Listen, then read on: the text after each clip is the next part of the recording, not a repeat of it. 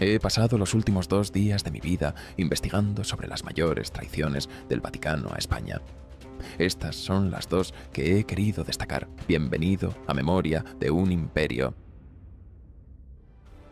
España es un país profundamente católico. Durante siglos fue el escudo de la fe, la espada del cristianismo y el aliado más leal del Vaticano. Luchó en cruzadas, defendió Roma y expandió la religión católica por medio mundo. Pero esa alianza, tan glorificada en los libros, no siempre fue correspondida, porque en más de una ocasión, mientras España defendía al Papa, el Papa traicionaba a España. Estas son las dos peores traiciones del Vaticano a España. Año 1525. El emperador Carlos V acaba de aplastar al rey Francisco I de Francia en la batalla de Pavía. España domina media Europa y se alza como potencia absoluta.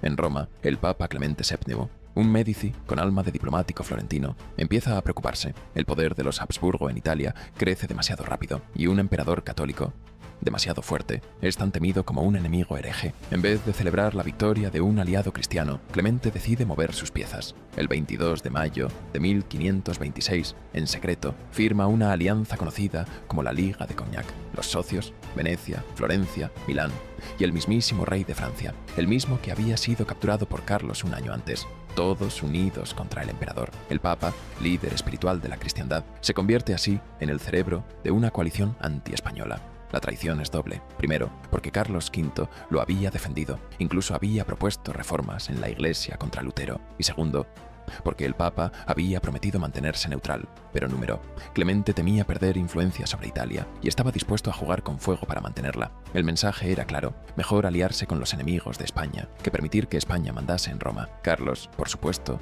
se enteró y no lo tomó nada bien. Para él era una puñalada por la espalda, pero su respuesta fue más estratégica que vengativa. Sabía que no podía declarar la guerra directamente al Papa, pero sus tropas, sí, ordenó a sus generales que marcharan hacia Italia y disolvieran la Liga. Y ahí empieza el desastre. En mayo de 1527, un ejército formado por tercios españoles, mercenarios alemanes y soldados italianos, todos mal pagados, hambrientos y al borde del motín, llega a Roma. La ciudad no está preparada, no hay defensa organizada, y entonces ocurre lo impensable.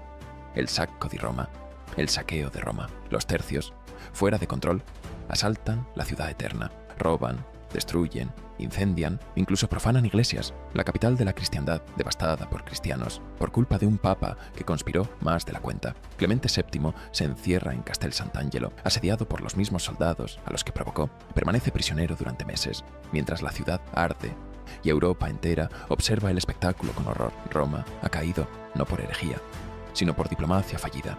La ironía es total. El Papa que intentó frenar el poder de España terminó reducido a rehén por su propia ambición. Y Carlos V, lejos de celebrarlo, ordenó frenar el saqueo y restaurar la dignidad de la Iglesia, porque él, a diferencia de Clemente, sí creía que el poder iba acompañado de responsabilidad. Meses después, Clemente VII firmaría la paz y coronaría personalmente a Carlos como emperador en Bolonia. Un acto simbólico y humillante, porque al final, el emperador católico que supuestamente amenazaba a Roma fue quien restauró su estabilidad, y el Papa traidor, el que había lanzado la primera piedra, quedó marcado por la historia como uno de los responsables del mayor desastre sufrido por Roma desde los bárbaros que acabaron con el Imperio Romano de Occidente.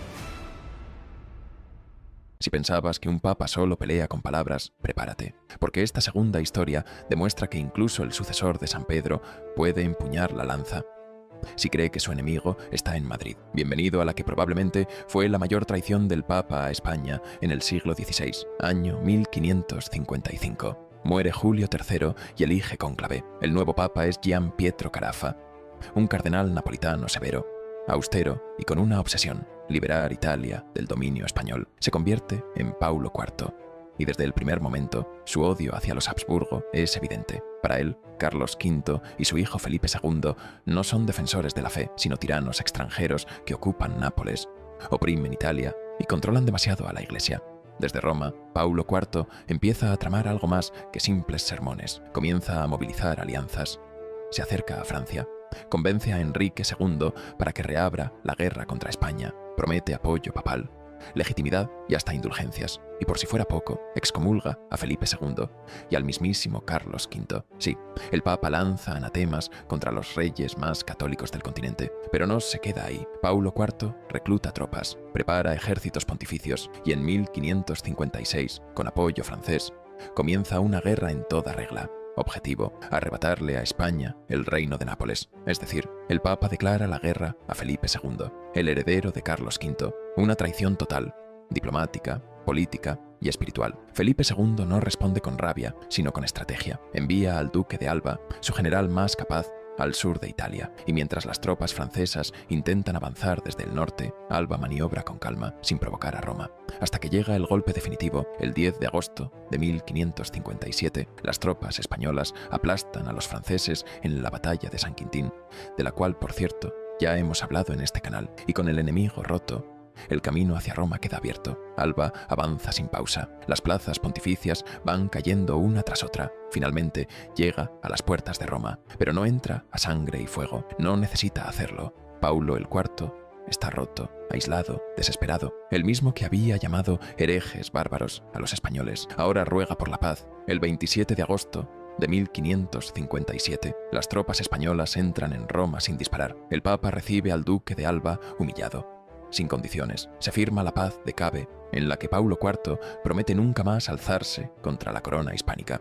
Acepta que no fortificará más sus territorios y reconoce la legitimidad de Felipe II sobre Nápoles. La guerra ha terminado y el Papa ha perdido. Para muchos, fue el mayor ridículo papal desde la Edad Media. Incluso en Roma, el pueblo se burla del Papa guerrero. A su muerte, en 1559, su tumba apenas recibe flores y la estatua que le habían erigido es destruida por los ciudadanos. Para España, esta victoria fue algo más que militar, fue moral. Demostró que ni siquiera el Vaticano podía jugar con sus intereses sin consecuencias, que ser católico no significaba agachar la cabeza y que un rey podía defender su corona, incluso frente al trono de San Pedro. A lo largo de la historia, España y el Vaticano caminaron de la mano, pero no siempre en la misma dirección.